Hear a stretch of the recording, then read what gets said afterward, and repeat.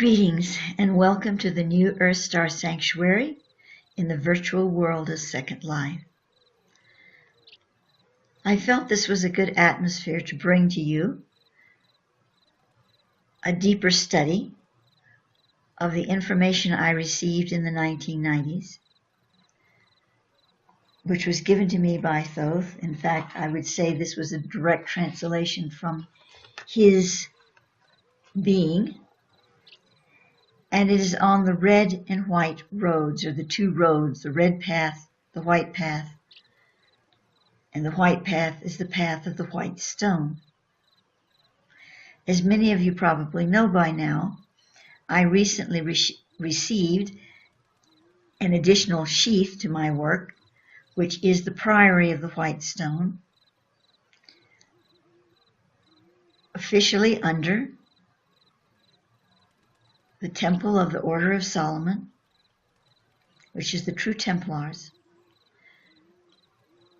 And I was guided to enter that realm and to receive the ordination as part of receiving a pathway to further exemplify, work with, and share, I prefer the word share to teach, the principles of the path of the white stone. In this video, I'm going to be reading to you my original material, which many of you have probably already read, but I would ask you to bear with me and allow me to read this to you again, as I will be commenting on portions of it. So we're going to go into a little deeper understanding of it all. And at the conclusion, then I'm making a separate video, part 2, with an activational process that you can use, very short, to help you attune to your own presence with the white path. And so now we begin with the reading of the original material. The Atlantean symbology for the Grail path of procreation was called the Red Road, or Blood Path. Their name for direct infusion of Grail consciousness into the genetic stream was known as the White Road, or Path of the White Stone. The White Stone is similar in principle to the Philosopher's Stone, and in its most ancient understanding represents a gleaming or shining pillar of manifestation, of manifest spirit, that is, spirit turned outwardly into the manifest world without any violation of its spirit's higher truth. The outer form of the Red Road can be demonstrated in the life of the Christ and Master, Yeshua. His mere presence on the earth infused it directly with the divine and altered the entire course of its spiritual evolution. In like manner, individuals' souls currently embodied on earth may walk the White Road. The blood path forms the crucible of human generation within the earth, descended from the ultimately pure Adam Kadmon, or universal man, template into the world. Within this path is found all the human institutions of perpetuation, which arise from the desire to extend oneself into future generations.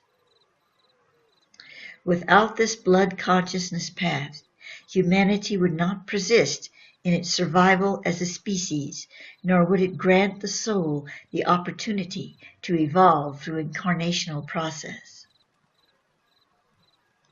The blood path can manifest in the actions of a Hitler antichristic being, or through the body and blood of a Christed Yeshua.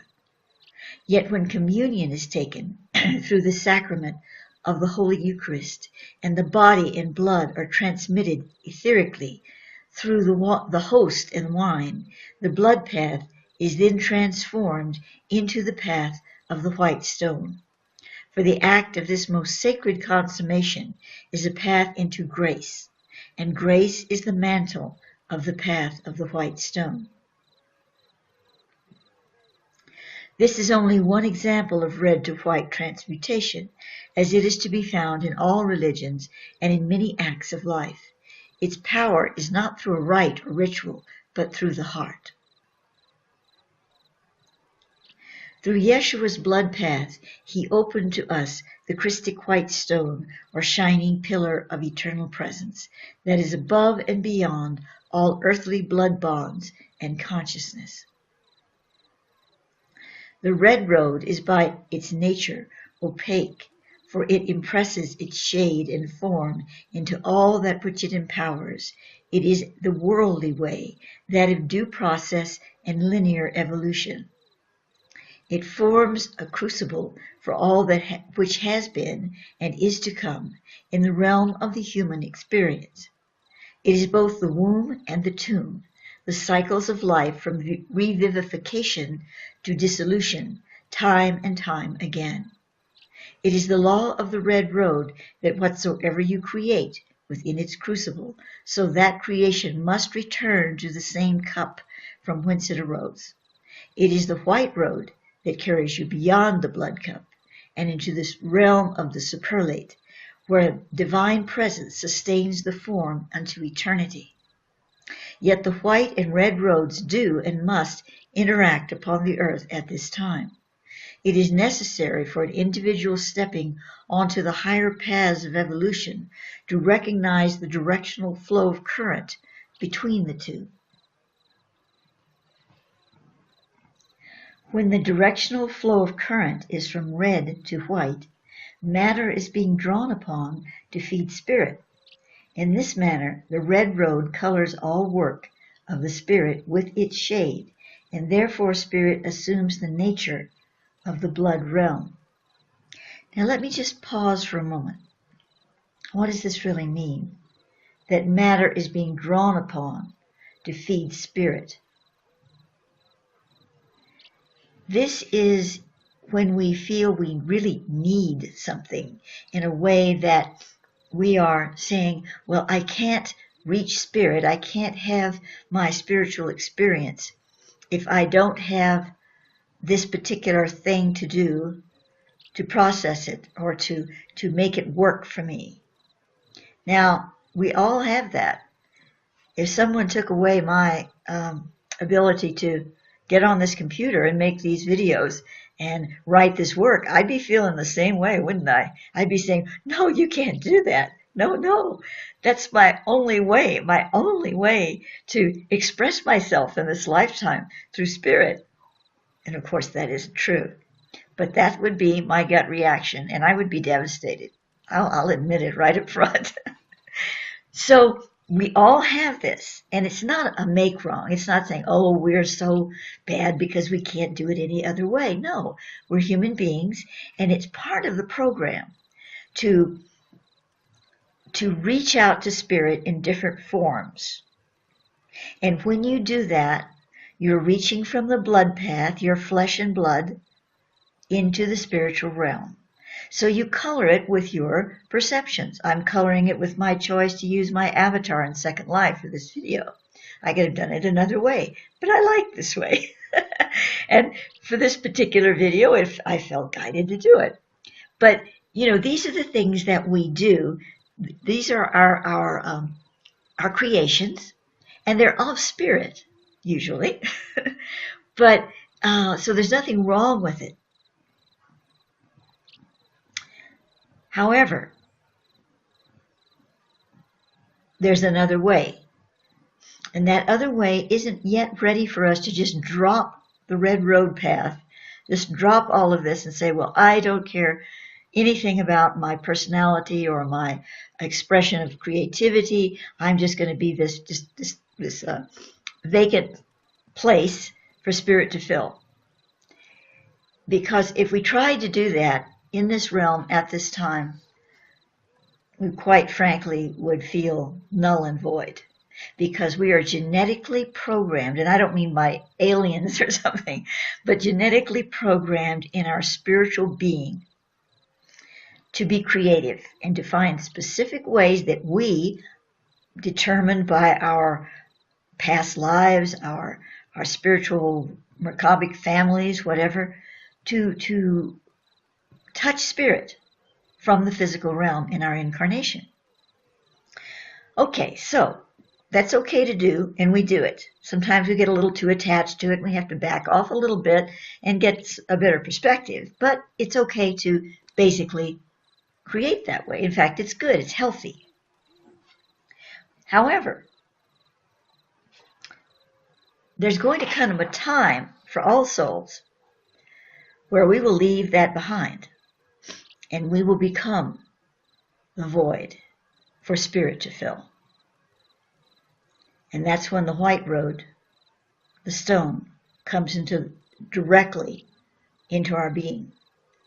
Right now, what it's doing is it's touching the red path. And that's the way it's supposed to be doing, it's touching the red path. When we reach from the red to white, we're forcing things. And to some extent, that's okay because we're trying to clear out our old modalities, our old forms, and we kind of press through and we reach out to spirit in some way, and we put a lot of energy and effort into it, and we seize the moment. And these are magical experiences. But with the white touching the red, we summon it. We summon it to us. It is not entirely effortless, but it is very close to that. It is certainly, comparatively speaking, it is effortless. We're not having to strive. We simply open and we call it in. Now, in another realm, we wouldn't even have the red road to work with. We would simply become the void, and the white path would fill us automatically. And this would be a beautiful experience, believe me. But that's not what we're dealing with here on this earth. What our place is to do is to call the white path into the red. And that's where we stand at this moment in time. So I'm going to continue reading. When the directional flow of current is from white to red, the divine presence is being inserted directly into the blood path, and therefore holds no allegiance to the red road. For it was not birthed in the crucible of the blood cup, and yet it influences its evolutionary expansion. Only in this way can spirit work unrestrained from the strong magnetic ties of the blood path.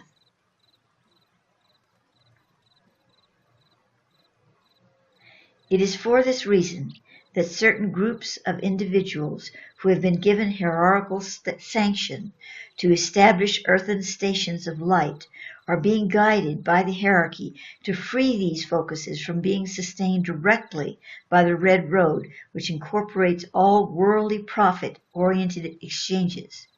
If the light focus is dependent on the exchange of its services for its survival, its directional current is from red to white, and is therefore trapped within the cyclic function of the blood path, and thereby owes allegiance to that path. This is not to say that monetary exchange for services and products, etc., cannot be part of that stations of light's reality, but only as a result of true service and not as a necessary means of survival. And of course, almost all of us, including myself, find ourselves in the place of having to necessitate a means of survival with the work that we do.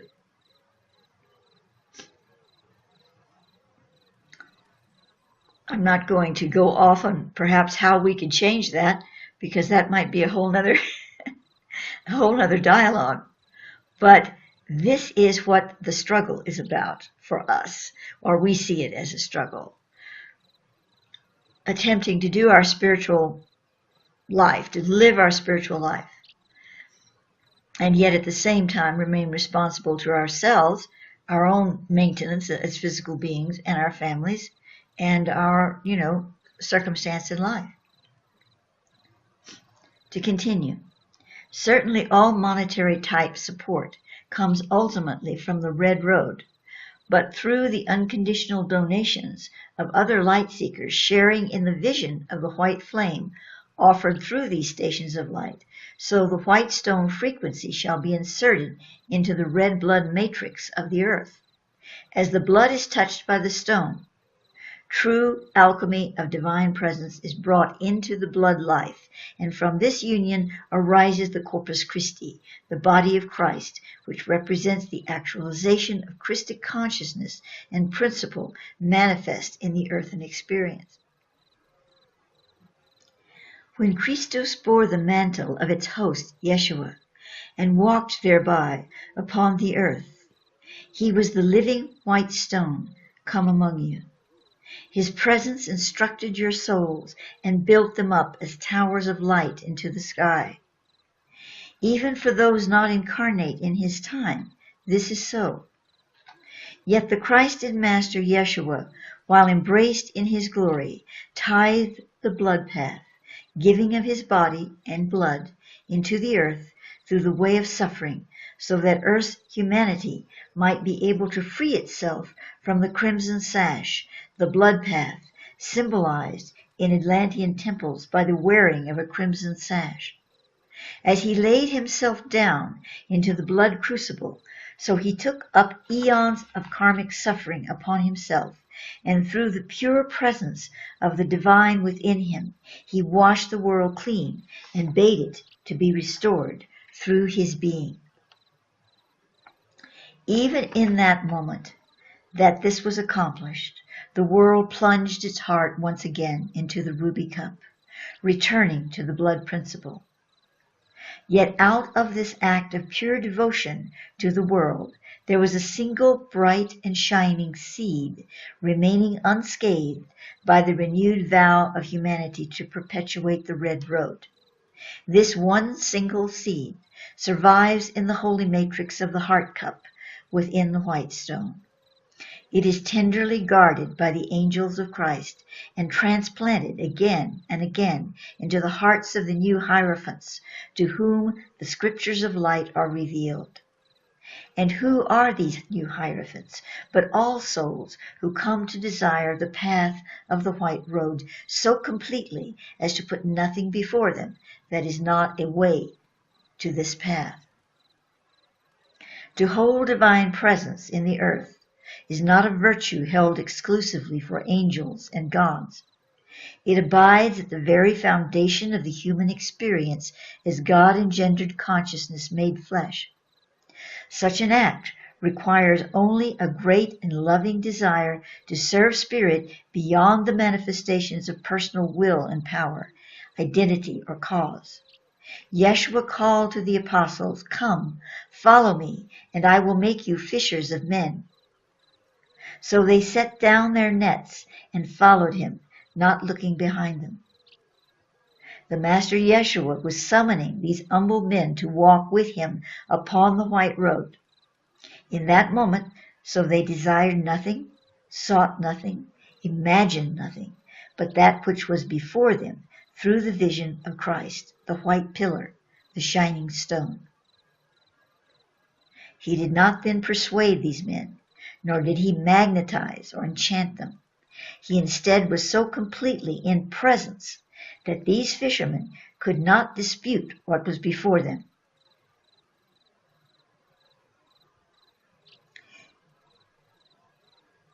The divinity within their souls was compelled by the holy presence of the Christ in Yeshua to follow its natural inclination of spirit, which was to abide solely upon the white and shining way.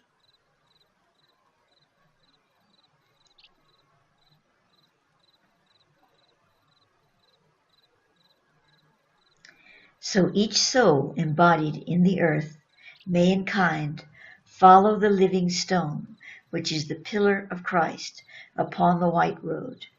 They may know at a moment's notice this presence in their midst, which in turn lights in their soul the very same flame. To become presence in the earth embraces the entire light program of the universal hierarchy for the souls of earth. No oath, practice, surrender, contemplation, or service beyond this is required. Through the blood path, the Earth's light program can be completed, yet it will be thousands, if not millions of years in the doing. By taking up the path of the white stone, and thus assuming the Christic mantle, not in a religious sense, but in a spiritual sense, which may be embraced by souls upon the path of any God-based religion, so eons are erased from the karmic clock, and mankind is in the moment at the throne of God. This is the whole purpose of the Christ, both universal and in the earth, to offer a path of grace, a path of absolution so complete as to eradicate even the need for a hierarchy beyond this foundation of light, the Christ. I wish to stress here, the use of the word Christ is not intended as a Christian statement in a religious way. We're talking about the universal Christ and what was embodied in Yeshua, and Yeshua never intended for anyone to form a religion, an exclusive exclusion religion, out of his presence upon the earth. And yet, of course, he knew that would happen, but that's a whole other story. The holy matrix, which is given the name of Hebron, is that which contains the sweetest nectar of the heart cup, for it feeds the multitude from but a single drop. The holy matrix of Hebron is a living temple in the etheric, which calls forth divine issuance from the souls who seek to serve the heart cup at the center of the white stone. For the soul who cries, "I am thy vessel, O Lord," so the holy matrix opens its flowered cup, and the stone becomes the elixir of eternal life. A stone contains an impenetrable surface, hard and smooth to the touch. The alchemy of love causes the surface of the stone to become transparent as a crystal to reveal the living flower within.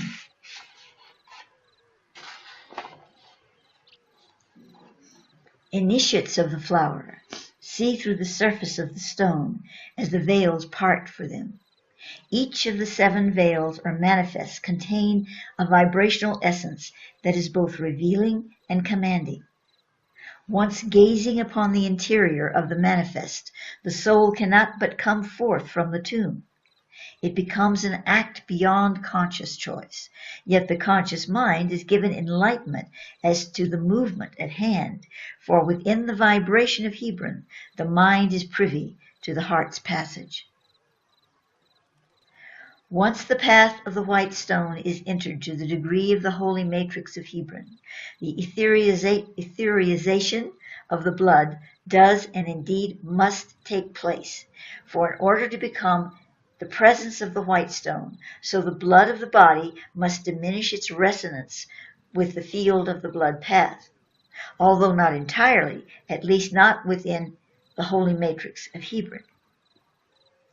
I'm not quite sure what that last line means. Although not entirely. Oh, okay, it's saying that if one experiences this flower within the stone, this is going deeper into the white stone now. As you experience it, your blood is transformed. Now you may come back out of that experience, that deep, deep experience, and your blood will then be not that transformed. So you could have an epiphany with the white flower, and in that moment, your body would be receiving basically the pure gem blood in some form of experience. When you left that chamber, so to speak, and you were still in the presence of spirit, but you left that depth of it, your blood would come back into the form it was before you went into the chamber.